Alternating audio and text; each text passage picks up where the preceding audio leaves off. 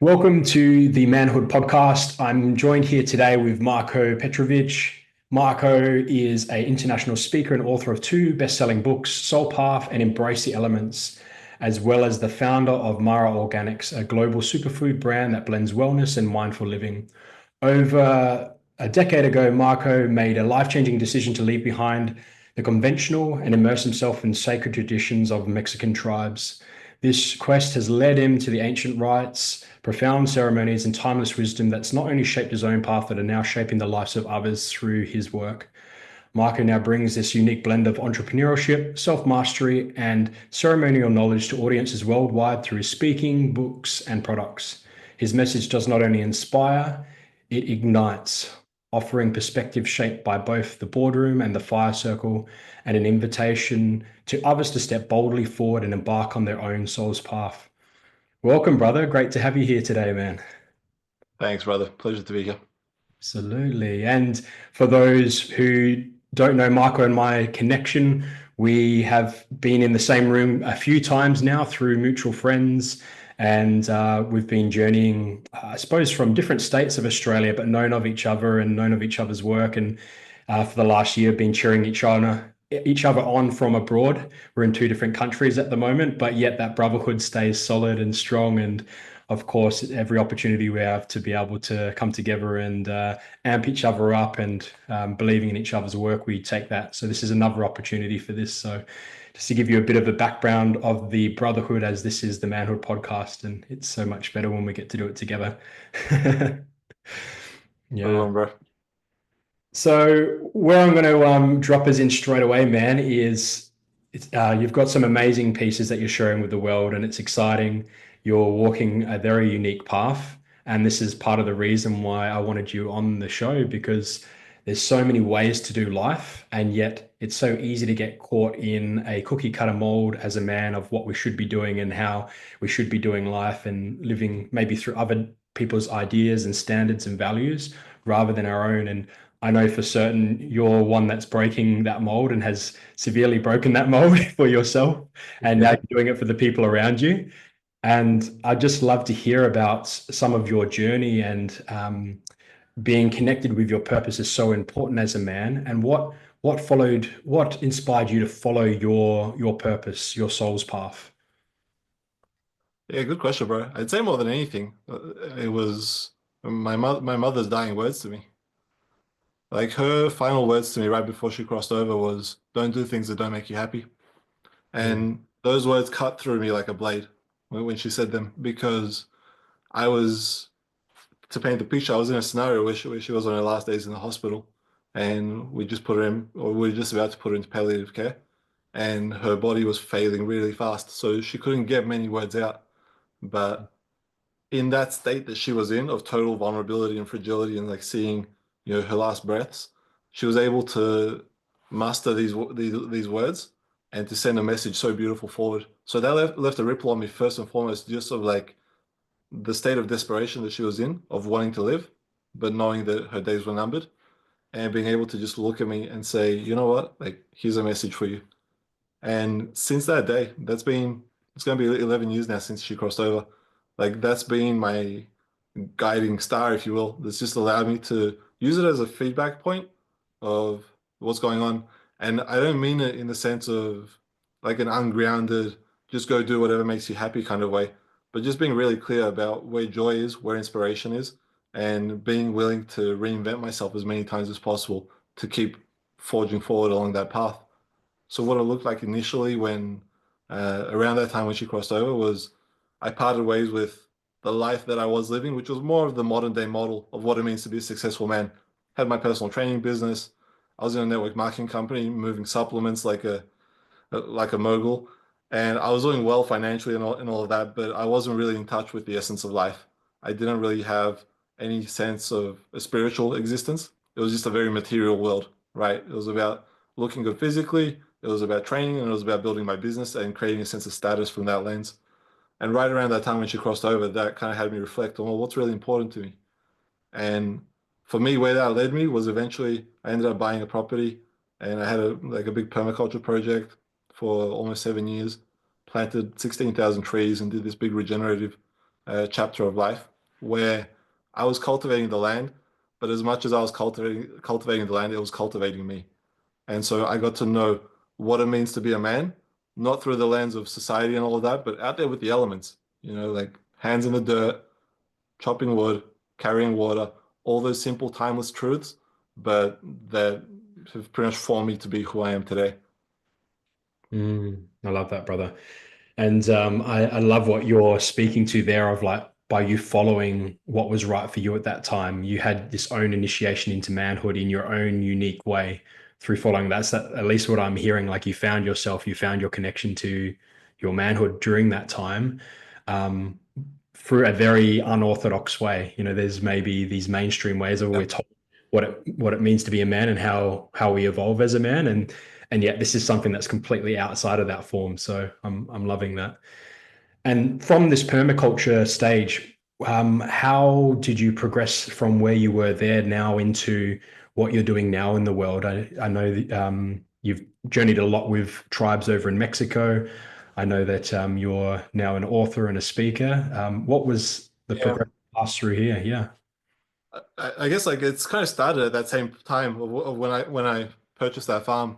For me, that transition was a transition from the physical mother to the cosmic mother, like the earth, and understanding my relationship to the maternal, right, and being in really good relationship with it. So like I'd gone to Peru on a very short trip, not searching anything, but just following a dream more than anything. Like I had a dream that was really clear, just one word. It said Peru. And I blocked it for a little bit. And it was at that point in time in my life, it was really rare for me to experience a clear message. Because like I mentioned, I was living a very physical, material life. And this message just came through crystal clear. And that day, like my appetite went away, my desire to drink water went away. And even though I didn't have a spiritual connection to life, like I was very aware of my body. And so that was strange to me. And at one point, I just closed my eyes as a motion of desperation of like not knowing where to turn and what to do. Like food wasn't working, training wasn't working, I couldn't drink water. And I just closed my eyes, not knowing that I was taking on an introspective act. It was the first time that I'd taken on something like that. But I was just like, what's going on? And that same word came back, Peru.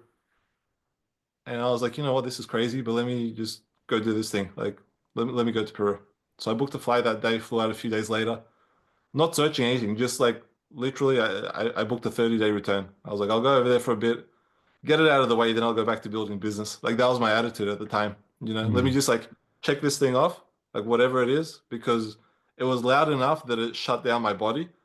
And on some level, I realized that I wasn't in charge anymore. Like I wasn't in control, that there was something deeper that wanted to be expressed. So I went to Peru, and then a string of events led me to the Sacred Valley, in Pisac at a temple where they did ayahuasca ceremonies. And so that was like my first probe into a spiritual experience. So while I'd been raised in a religious family, I didn't really ever have a really clean spiritual experience that gave me an aha moment of any kind. And that was the first time where I tasted it and I said, ah, like there's so much more to life. And so that popped me open. And then coming back to Australia, I bought the farm, started cultivating. And so it was really about developing my roots in a spiritual sense. Like all the cultivation that I did, it was all done with intention. The Mm. dream for that land was to run retreats. I did run some retreats there for a little while, just like little weekend immersions to get people in contact with nature. And but really, as it turns out, it was like one big retreat for me of 7 years of learning how to cultivate with intention. So every time I broke earth, I wasn't just shoveling earth. Like there was a reason for why I was moving every single time, and I did my best to be intentional like that throughout. And over that time, like that ayahuasca ceremony was like the start, and then I developed a curiosity for Indigenous knowledge, and spent time with Aboriginal elders when I could in Australia. Went to the Philippines and got to know one of the uh, most profound spiritual lineages that I've had been exposed to in my life over there, and then Mexico as well. I've had the opportunity over the last almost 4 years now. I decided to sell everything off and booked a one-way ticket to Mexico, following Mhm. inspiration, and then landing over there, spending a lot of time with indigenous peoples, specifically the Wirarica tribe is what they're called, more commonly referred to as Huichol Indians. And they're one of few cultures that are fully intact. And I was fascinated by that because they managed to preserve all their rites of passage, all their ceremonies, all their initiations, and really understand the development of a human through a indigenous spiritual lens, living in connection with the earth. And at the end of it, that's what it came down to for me. It was like I wanted to live in connection and understand the truth of life, not what's being spilled out to me online or through people's ideologies. Like I wanted to have a direct experience of life and know what it was like for me. And so that change of selling the property and going to Mexico was really about living in that way and making the decision that from that moment on, I was only going to live that way. Powerful, brother. Something you mentioned really landed for me about these two times that you went abroad, and probably many times in between, I'm guessing, but how you had the drop in and you booked the flight and you made it happen. And this is like a common trait that I see in a lot of successful people is that when they have that drop for themselves, they go all in on where they're being led. They go all in, they explore it fully, they put themselves right in that position to have their own firsthand experience. And yeah, it's just obviously it's birthed your life into a completely different direction. I can imagine the Marko that might have been sitting in front of me if he hadn't listened to himself back on that first Peru trip. If you had been still sitting there trying to work on your business as an entrepreneur now and not listening to that whisper, I'm sure it would have been I probably. wonder if he'd even be sitting in front of you, bro. Like that's the other side to it. Because when I felt it, I didn't feel like I had an alternative. And I'd Mm, imagine that there's people who have these experiences and don't listen. And then I feel like it just gets darker because it's like the message was there. And when we don't pay attention, from what I've witnessed at least, is that like the push from life or from the universe, however you want to frame it, it gets more intense. And so for me, I was like, this is so strange and it's so weird and it doesn't make sense on any logical, sensible level like that. mm, But if I drop everything I know about life and I just pay attention to like what's being communicated right in front of me, there was a crystal clear message that said go. mhm. Yeah. And I think we've all experienced that at one stage or another when the volume just keeps getting turned up by life, when we don't listen to the Yeah. whispers and it gets louder and louder, and obviously then ends up forming as illness in the body and all sorts of potential Yeah. things happening in our life, different chaotic situations. So, yeah, definitely wise to be listening to the whispers. You were obviously been really drawn into connecting with different tribes. You've spoken about connecting with at least three different tribes around the world, the Aboriginal tribes, the ones over in Mexico, the ones in Peru. What keeps drawing you back to the like what is there for you? Is there some sort of like wisdom that you're tapping into? What draws you again to want to connect into these more preserved cultures from they're holding wisdoms from the past, right? Yeah, it's a good question, bro. Like, there's a couple of layers to it for me. First off, it's on a personal level. I've just found that I'm a better human as a result, Mm, right? So I don't really go in search of anything other than just like understanding myself a little bit better and learning how to dance with life in a more graceful way. And like we're going to have turbulence in life at times. And so what I found as a result of going back to different kinds of ceremonies, making different kinds of commitments to ongoing study is it allows me to fortify myself. It allows me to have a greater understanding of life and what I'm experiencing and what I'm going through. And in ways that are rare to come across in books in written form. There is a lot of wisdom shared in books. I don't discount any of it. I'm someone who's read a lot of books, but I'm also someone who decided to, for a period of time in my life, not read any books and just study the fire and my relationship with life through the elements and to see what new information is there and what is it that's not being shared in the books. mm, And there is definitely a whole many libraries of study available to us. So on a personal level, it's just that, bro. Like living in alignment with life. If I was to put it down to two words, I'd say celebrating life. Like mm, no matter what's happening, knowing how to celebrate each step that I'm going through in life. And then on like a deeper spiritual level, I appreciate the study. So I've made some longer form commitments that stretch over a couple of years, where I keep going back to certain sacred sites or engage in certain rites of passage that allow us to go through initiations that I haven't come by in the modern world that as far as I'm aware, don't even exist. So that piece for me, particularly for men, is really important because we live in a society where outside of some sports and perhaps military, we don't really get any kind of initiation. And so for me, going back and continuing to initiate and appreciating that men in an indigenous context would have hundreds of initiations in their life.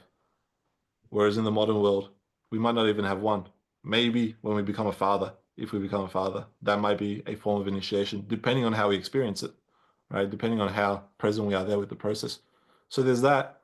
And then in honoring the like the karma of life, uh, like for everything that I've received, I want to give something back, right?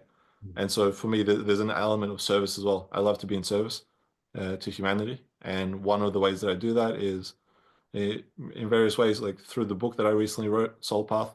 For me, that was my best effort in demonstrating what happens when we trust the path of life, those whispers that we spoke about, and how beautifully life can manifest for us in an unscripted way.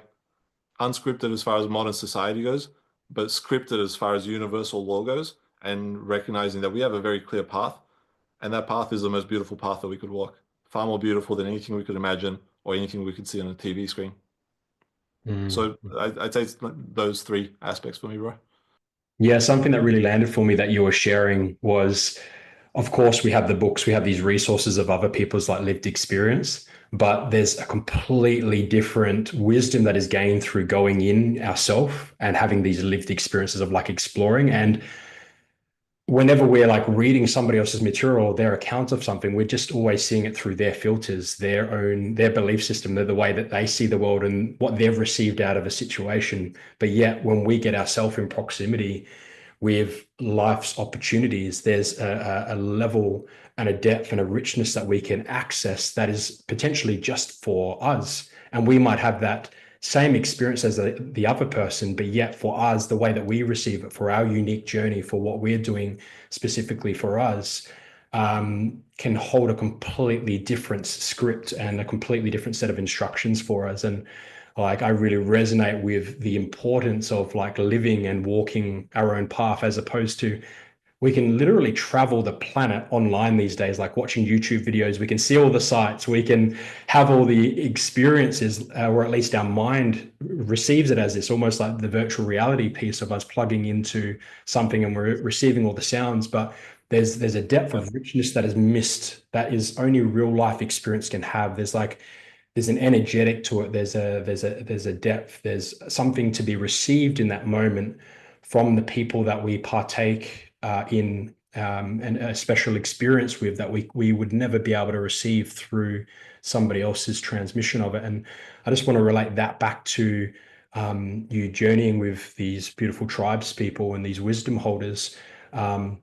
What is that experience for you? And maybe you might even be able to bring it into I can bring it into the form of like what are these rites journeys that you go on and like what does a ceremony look like and how do you receive it in your body? Yeah. Yeah, I feel you're speaking to something super valuable there, bro, which is like the direct cellular experience that we go through as the Mm. temple that is our body. That you can't garner from any book, you can't garner from any video that you watch or any like uh, composed experience outside of being there and being in it. And like one thing that I frequently come back to is like just having more direct experiences in life.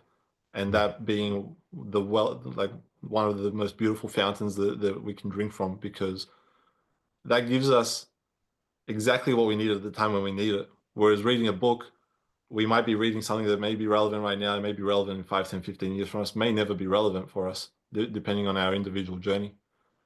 To bring it to the question of like the ceremonies and like what do they look like? There's a few different kinds.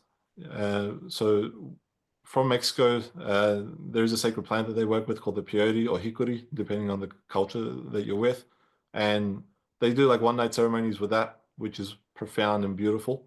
And that was my initial like view into that culture, like my first tasting of appreciating what goes on around there, how people work, how they flow. But then I came to understand and appreciate that there's increasing layers of like ceremonies and styles of ceremonies that one can partake in that open up different doorways of study, if you will. So for me right now, I'm in my 4th year of doing what's called vision questing. That's usually a 4-year commitment where a man or a woman will go up to a mountain and fast, no food, no water, take a seat on the mountain, don't move, and just cultivate your connection with life, with the elements, and get really, really clear and focused about your intention, your prayer, and create connection with life like that. So that's been a profound process, and I'm still in it and really, really enjoying it. Looking forward to see what it's like at the end of the 4 years once I've completed. But that for me was about accessing depths of life that um, like I don't believe you'll access elsewhere. And there was a beautiful book that I read right around the time when the inspiration came for me for vision questing, which was called Soulcraft by Bill Plotkin, and he lays it out really well. And he speaks about how there's all these layers of the underworld. And when I say the underworld, I'm not speaking about like the devil. I'm just speaking about like the darker aspects of life. Like we live in a world that has both light and dark, and typically we're taught to polarize against anything that's dark because it's generally looked at as a bad thing. But that's looking at it from a dual lens of, well, this is good and this is bad. But we live in an experience where there's union, right, of masculine and feminine, of dark and of light. And so journeying into that darkness allows us to cultivate ourselves in ways that like it becomes difficult to put words to, but we get to learn our own darkness and bring light to it and bring connection to it and a relationship to it. So it's not something that we try and force away into the closet and never look at, but it's something that we bring to our face and we consider our relationship with some of these aspects of ourselves. So that's been vision questing. And then a style of ceremony that I really appreciate with the Wirarika culture is they do a lot of pilgrimages. So I go out every November with a family and an elder, and they take us out there and they take us to the sacred sites. So we go out there. It's about a 7-day experience. We hunt the hikuri, the sacred plant.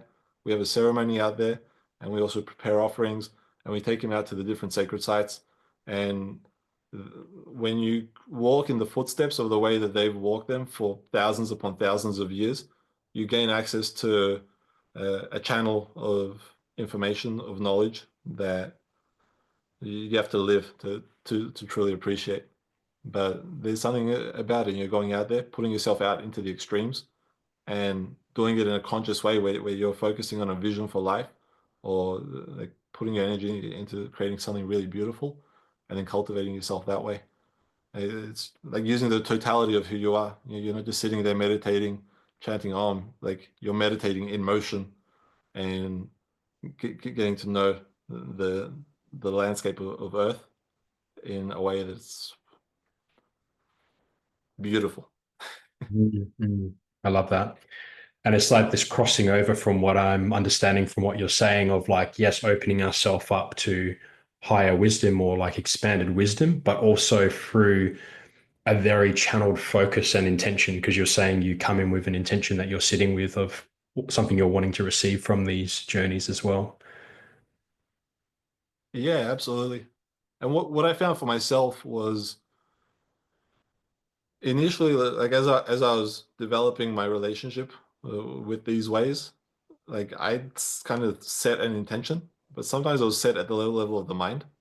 And what I've come to terms with is the living, like being intentional about something is about just living with intention. Like it's a frequency, it's an energy that's already emitting through us. And that's like that unwritten script that I spoke about that's more beautiful than anything we could create or imagine. And it's kind of like the intention's already there as like the forces of life guide us. And it's just about coming into connection with that and understanding what it looks like. For me, I wanted to know that to its finest detail. So a process that I went through, which was something that I started off thinking I'd only do it for a little while, but I actually ended up doing a 9-month period of silence through a lot of these ceremonies and pilgrimages. And that silence for me was like it kind of connected up all of this. And the overarching intention for me was I felt as a man that I tried to create myself in my life through the aspect of ego far too many times where I'd achieve a certain level of quote unquote success, and then I'd feel like it was built on sand. Like there wasn't a solid foundation to it. There wasn't solid roots. And so for me, the intention of silence was, you know what? I'm kind of done speaking for myself about who I am and like what I'm about. I don't want to speak at all. And I want life to speak for me. And so I gave 9 months of things that I love, communication, singing, all these things that are very near and dear to my heart. It was like a form of self-sacrifice. I said, you know what? I'm gonna hand this over so that I can learn something completely new. And what I was searching for in that was for life to speak for me so that I never had to question the decisions I was making again. I was crystal clear about the path that I'm walking and how I can walk forward valiantly and just live the most beautiful, inspired life and do the greatest good that I can possibly do while I'm here. And I've been out of that silence for a little while now, and life is slowly manifesting. So that period of silence was like one big seed that got planted, right? Like I think of the silence as the darkness that you plant the seed in. I had impressions of what was to come, but I'm just living it now, one step at a time, one day at a time. Mm. And that was a process that was phenomenal for me and just really allowed me to come into relationship with, well, who am I? And like who Marko really is and what he's about, and to know the qualities and the characteristics that I have residing inside of me. For me, Mm. it took 9 months of like being really attentive to get to know it in a way that's crystal clear for me. I see it in some people, and some people have it a little more naturally, but for whatever reason, I had to cultivate myself that way. Mm. So 9 months of silence. Yeah, 9 months of silence. The only times that I spoke was in absolute necessity, which was a handful of occasions when I was telling taxis where to drop me off, and occasionally I just dropped my dad a message and let him know I was alive. But there was no banter, there was no conversations, nothing like that. Particularly around ceremony, like you wouldn't hear me breathe. It got to a point where people started to create like ideas about who I am because they were like, man, this guy keeps showing up, but what's his deal? He doesn't Mhm. speak. And so that was a fascinating thing to go through, and like people had all kinds of theories. Some people were like, I reckon he murdered someone and he's trying to work off some karma from back in Australia or something like that. And then some people claimed that I was like there were some women that would be like, he must be a romantic, like he must have like a long lost love somewhere and something happened. So all these theories, and for me, it was fascinating to watch like the pulls on your ego, right? Like when people are making up stories that are completely fabricated about you, but you made a commitment to silence, so you can't speak for yourself. And just letting people eat away at your ego like that was for me was incredibly liberating. And it Mm. also showed me that no matter whether you speak or not, people are always going to carve you according to their bias. And Mm. it gave me a profound sense of liberation and freedom to so that once I was out of it, I was like, you know what? Like now I'm just so much more free in the way that I can express and live my life. Because at the end of the day, all those thoughts, even after I started speaking, people still form their own biases. Mhm. Yeah, powerful lesson. Yeah, it sounds like even through that period of you not expressing yourself using your voice, because you were in your truth, you were still magnetic to people. People were like magnetized to who is this guy, but like maybe less about your expression. This is at least my take, but more so because you're in your truth and you're doing that, there's like this essence that we permeate into the world, and people are like they're Yeah, drawn in by it. And yeah, it's just powerful to see that that's doesn't it could include our communication, but it could also completely exclude it if that's what our path is. It's like, yeah, quite profound. yeah, absolutely. And I'm curious on a personal level, and also for the context of this podcast, like when you did speak for the first time and you introduced yourself back to the world as this new formed self, I can imagine that came through this. What was that like, experiencing your voice and experiencing yourself back in communication again? It was like meeting a completely new person. I Mm. didn't plan it for it to be 9 months. This is the part that was fascinating, but like right when the inspiration came for me to break the silence, and like I detail this quite thoroughly in the book, it actually landed perfectly on my birthday, the nine Mm. months. Like when I tracked it back, I was like, "Oh, this is like one grand universal design." So I was dumbfounded by that. But then when I started speaking, so I'd been in Mexico, so I was listening to Spanish all this time, but I wasn't speaking it. So I actually learned like a very, very basic level of Spanish in silence, just through observation. So when I started speaking again, it was like a completely different person because not only was I speaking, but then now I was in a land that required me to speak a different language. So it was like getting to meet myself all over again in a way that I never had. Mm-hmm. Powerful. Wow. Just taking in the magnitude of 9 months of going through that and then just feeling what that would be like to, yeah, like meet yourself on the other side of that again. It's I've had my own experiences, different initiations, but yet yeah, feeling that I'm getting to know myself again for the first time, almost like a fresh version, and Yeah. almost the experience of dying before I actually died and getting reborn and getting to start life again. So yeah, I'm just in awe of that right now, man, and that epic journey. With all these different journeys that you've been on, bro, and this particular one you're talking to, but also the deep journeying you've done with the tribes, how have they changed you as a man? You know, somebody who's maybe never heard about this work before or going on some sort of initiation or this deep work. Yeah, just I'm curious for the listeners to hear like how have these things changed you as a man from what you can see? I'd say the better question is how did they not change me? I really feel like it's restructured every single part of myself, my Mm, experience of life. I'd say first and foremost, like your question said, how does it change me as a man? I wouldn't have considered myself a man beforehand, even though I was in the age bracket of what a man would be. I'd say that I was fairly underdeveloped and that I had some catching up to do.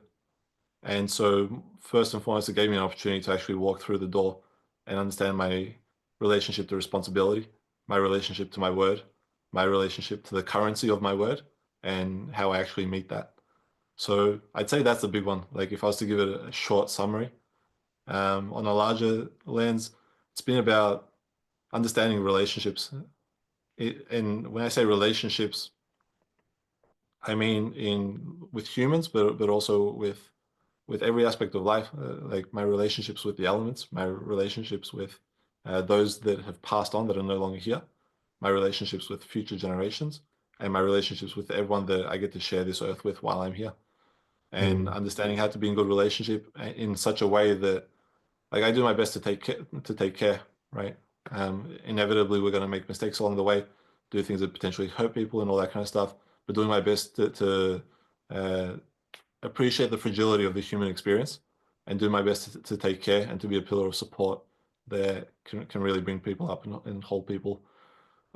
I take that back, not hold people, but just be a pillar for people to appreciate what's possible for us as men and how we can show up in life. yeah. Yeah, you spoke to something there about, and thank you for being so vulnerable and so real and raw, man. About you spoke about being feeling like you were undeveloped for your age category, and I feel in the work that I've been doing in men's work and helping guys work through initiation, this is what a lot of men, to be men, experience that, you know, getting to those ages of 25, 30, maybe even some people 35, 40, and still feeling like a boy inside at some Yeah. level, still working from maybe wounded place and their relationship with the feminine and relationship also with other men, maybe more resembling what a teenager or a boy would go through. So, yeah, thank you for bringing up that point. Really powerful to see, and how you allowed yourself, like it wasn't in the same way as anybody else initiated themselves, but you found your own way to come into your own manhood and understand that. And one piece that really stood out for me around that I thought would be a really powerful talking piece was you were speaking to, and these are my words, like coming into integrity with your word or coming into truth with your word. I'd love to hear your take on that and what that meant for you when you came to that realization for yourself. Yeah. I feel like the most valuable currency as humans that we have is time, but on an individual level, particularly as men, our most valuable currency is our word. And it's the only thing that we're worth. And so, like, when I look at the way that I observed life before, I drew my value based off, like, how much money do I have in the bank? Like, how well am I taking care of my body? like the relationships that I have, these kinds of things. But actually, when I got really real with myself, I was like, the only thing that has me sleep peacefully at night is knowing that I'm good in relationship to my word. Now, there's for as long as we're around, there's going to be an opportunity to improve that relationship, right? But in the simplest of simple things, like if I said I'm going to do something to take care of it and get it done, doesn't matter, even if it's something as colloquial as I'm going to go for a walk every day and I'm going to cast a pebble into the river. And if I skip one day, I can't make up for it by throwing two pebbles in the next day. Like if I say I'm going to do it every day for 30 days, then I'm going to do it. And there's something that we gain in terms of the reflection that life gives us about ourselves in completing those processes, right? And of course, things happen in life and sometimes it doesn't work out perfectly. Perfect example is my book. I started writing in December last year. I wanted to have it launched by my birthday, which was June. I was about 3 months delayed. There was, there's layers of how I can look at that. And it wasn't about me not willing to show up, but like there was pieces for me to learn about writing the book and actually expressing it, which was fine. So I don't beat myself up over it, but I know that I gave my best and everything I could to have it polished to the degree of mastery that I wanted it before I put it out there. But it was about seeing it through. And during the book writing process, like I'd come in contact with quite a few people that were like, I started writing a book, but then I kind of forgot about it. Or a lot of what I saw was like people would get the emotional hit of telling someone that they're going to write a book, and they get the emotional feedback of people being excited, and they get their endorphin hit, and then they forget about actually writing the book. And then years go on, Mm. and they realize, hey, they never did the thing that they said was important to them. And one thing that I can speak to, which I encountered through the process of writing the book, was I felt like I've shared parts of my sacred walk in there, which generally isn't done. Like your sacred walk is for you, and I'm someone that's really like draws a pretty clear line around that. And I'm not one to post on social about like I keep this stuff for me. But I wrote this book because there was inspiration there to write it, and I thought during the process of writing it that I was going to be giving away, like this large chunk of my life that I'd Mm. maintained in silence, right, and protected with everything that my life was. But actually, as a result of me completing it, I got all these finer nuances and insights because I was looking at everything under a microscope as I was writing it. So as much as I gave, I got 10 times back as a result. But it's only because I completed the process. I like the whole process of writing it. It actually took me 9 months from when I started to like there's this theme of 9 months that keeps expressing itself for me. But it took me 9 months from when I started writing it to actually launching it. On the day of the launch, it was like another rebirth. But had I not completed it, I would have been stuck in the weight of the project and the heaviness, and that would have weighed on me for as long as it needed to until I'd actually completed the project. But like Mm. literally on the day of the launch event, when everything was done and the project was complete, all these insights started coming to me and profound revelations where I was awestruck and just in the deepest state of gratitude for this is the actual currency of life. This is what gives a man inspiration. This is where he gets to know himself for who he really is. This is how he creates a backbone and stands with feet planted, with a heart open, and able to look another man straight on and shake his hand and say good day and be worth his bread. No, Mm. no amount of books, seminars, and all this kind of stuff will cultivate us as much as being good on our word and the commitments that we make. Mm. Mm. Yeah. And this power that you're speaking to of like following things through to completion as well, really like lands in terms of like this, there's like an energy that needs to pass through us. It's going to have to come through us in one way or another. And the project that we've been assigned, the thing that inspires us, it almost becomes not as important as to what the project is, but it's more so that we've been assigned it. The importance of us following through on that allows us then to open up upon completion to what's next.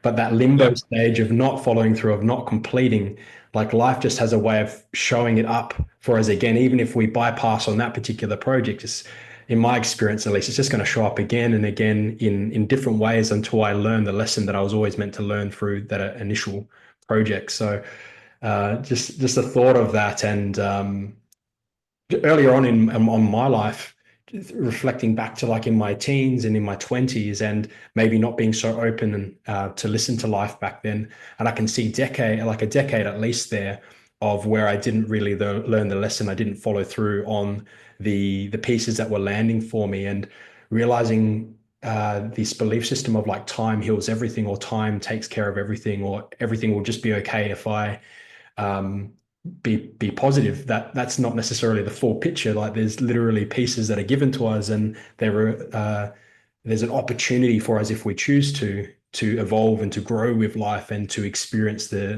deeper richness that is available to this. And yeah, I think that's such a profound sort of like challenge to put before men of like what is the project that you've been given? What is calling your heart forward? What is exciting you that maybe is on the back burner right now because there's the story that life's too busy, or I don't have the time, or I just can't do it, or I'm not smart enough. All the different stories that each of us have our own iteration of that. But yeah, like if you could see past, and if you weren't even able to think the thought, whatever that thought is that's blocking you, if you weren't able to even think that thought, what would you be doing right now? Who would you be as a man? Mm. Yeah, just to Yeah. fire. Yeah. Yeah. And there's high value in what you spoke about there on that theme of time, like the time heals everything and all of that. For me, a more accurate truth is that the time just gives us a space to process whatever we need to process it, and we get to decide how much time that's actually going to take. For some people, it can take decades of time spent, quote unquote, healing or like putting pieces together to make sense of it. And for some people that are a little more valiant, oftentimes people use the word courage. I feel it's more about being valiant than courageous, like taking your sword and charging forward with your dreams. And that valiance allows us to compress the time, right? So life is going to offer us endless opportunities to learn what we need to learn. And how long it takes us to go through one level of understanding in whatever that chapter of work is, it can be a month, it can be a year, it can be 30 years.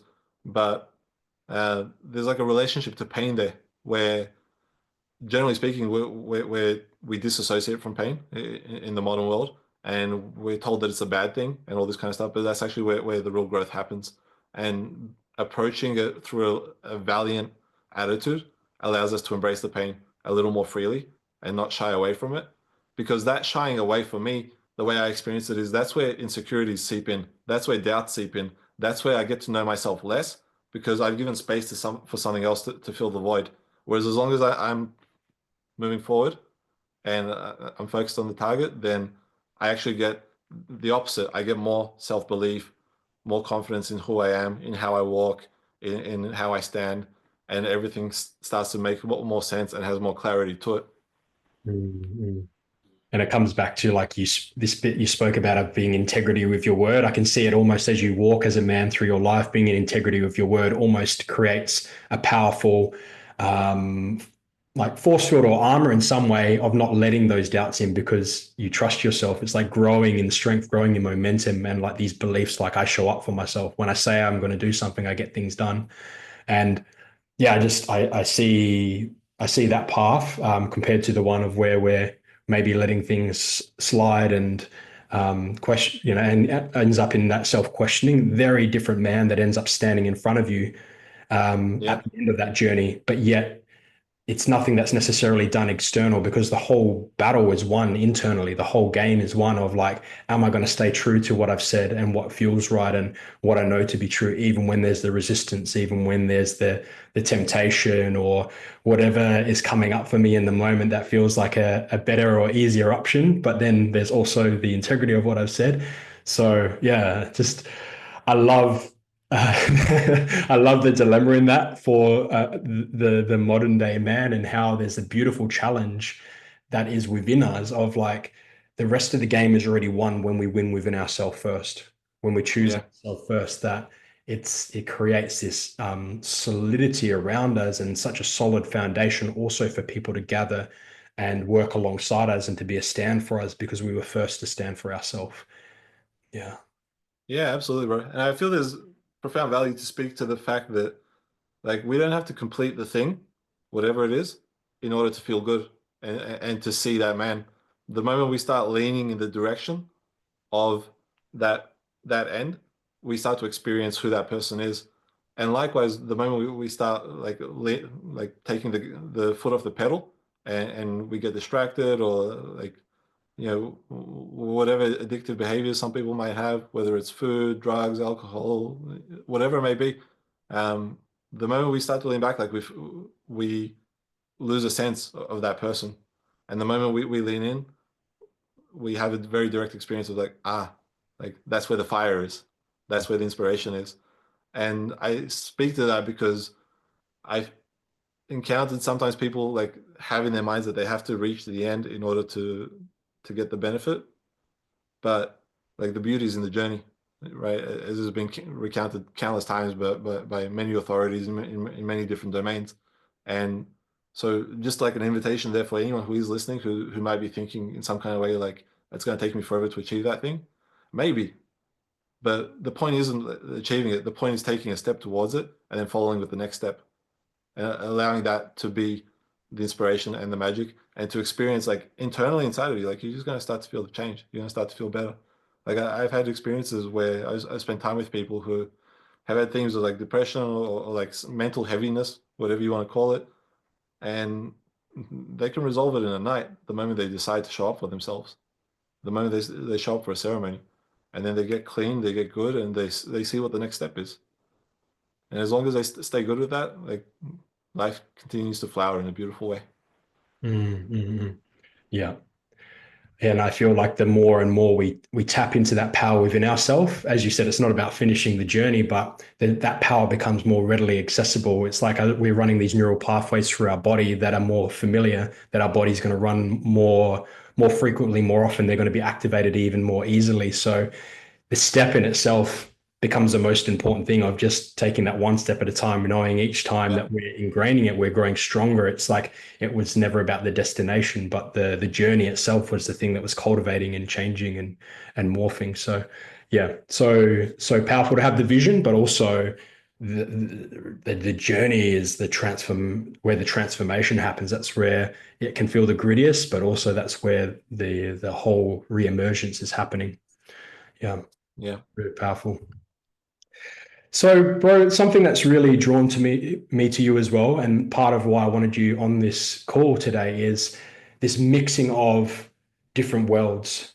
And I love this idea as men that we get to be multi-dimensional men, meaning that we get to be the lover, and to make passionate love, we get to be the business owner, the entrepreneur that thinks differently and creates in the world. We get to be the one that sits in ceremony and experiences beautiful traditions from around the world. And this is something that I know that you've been playing in at least two of those different worlds in quite big degrees, the business and the ceremony. And what I'm wanting to ask you is around how has these deep journeys that you've taken with these tribes, how has it affected you as an entrepreneur, and like what's the relationship between those two pathways that you've had?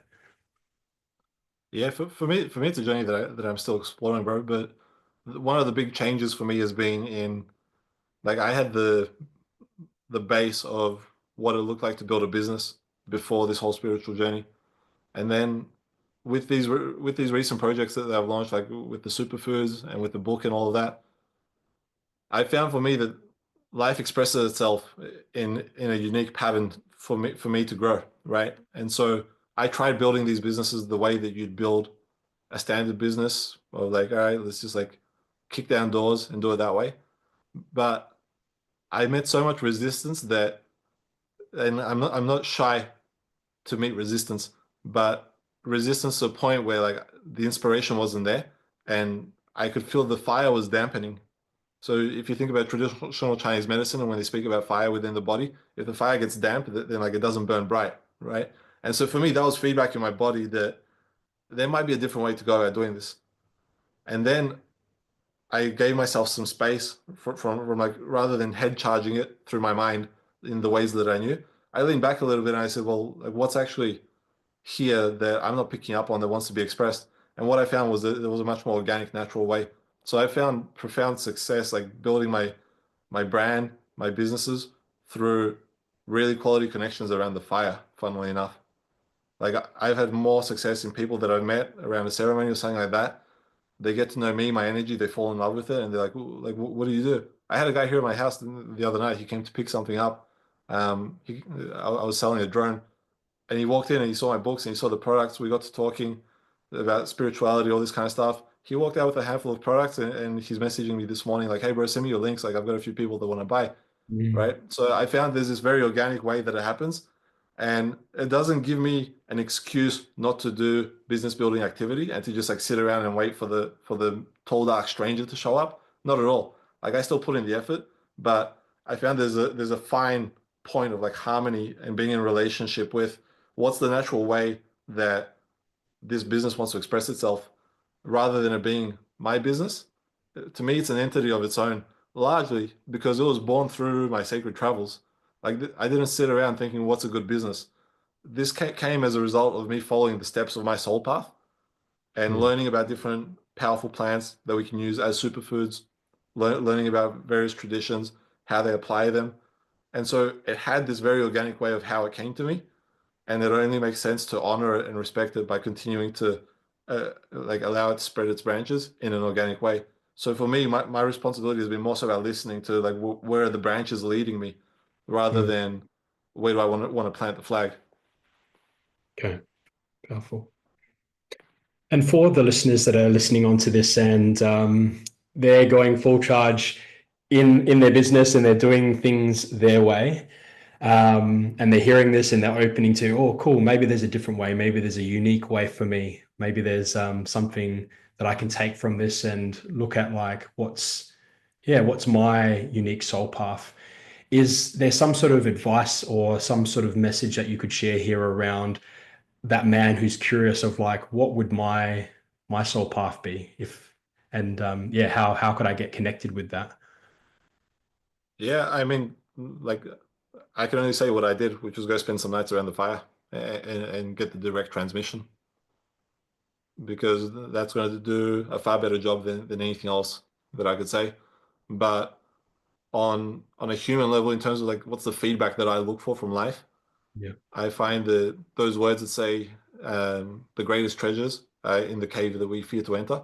So I'd look at what is the thing that I like, what is it that I've been putting off, or what is it that I've not been willing to look at truthfully, and to lean into that. So there may be conversations with certain people that at a level that I feel like I may not be playing at, or they may be certain marketing plays that might seem risque, but might actually garner the most attention and benefit for the brand and things like that. And usually that's where the inspiration lies as well. So if I go back to like what I was speaking about, like the dampness of the flame, I found whenever I've leaned into these darker caves where there's been a little more fear and like a little more anti not anxiety, but just like that tension. Like that tension is what breathes life into us at the same time, to the degree that we allow ourselves to entertain it, and we get the karma back from it, which is the inspiration to keep moving forward. And it doesn't even mean that that's where we're going to strike gold, but sometimes like just through the process of following that inspiration, my experience is that like we open up channels to receive, and then someone might bring gold to us rather than us striking gold. Mhm. And one last question, bro, and thank you so much for this wisdom that's just like pouring through, and I can feel there's another podcast here that's wanting to be had. But yeah, just one last take home for the guys listening, and yeah, just bring it back to your personal journey. You know, you've obviously come into this deeper level of meaning and purpose in your life, and you can see and feel the vision of where you're being pulled to. Is there any particular daily practices that you have that help you to stay connected to your soul's path? There are. It depends on like the rhythm of life that I'm in. I've not been in one spot for more than 8 weeks in the last 4 years. So as far as like morning routines and all that goes, like I've been living a very unique nomadic experience. And people keep asking me like, "Where's your base? Where do you live?" I live on the road, literally. I've got my life packed down to a bag, like it's a science, the way that I'm set up. And so I had to have a practice that does allow me to take care of my temple, my mind, my spirit, and all of that, but that isn't so demanding that it's going to throw me off because I'm on a flight tomorrow and I get held up somewhere and things don't go the way that I'd love.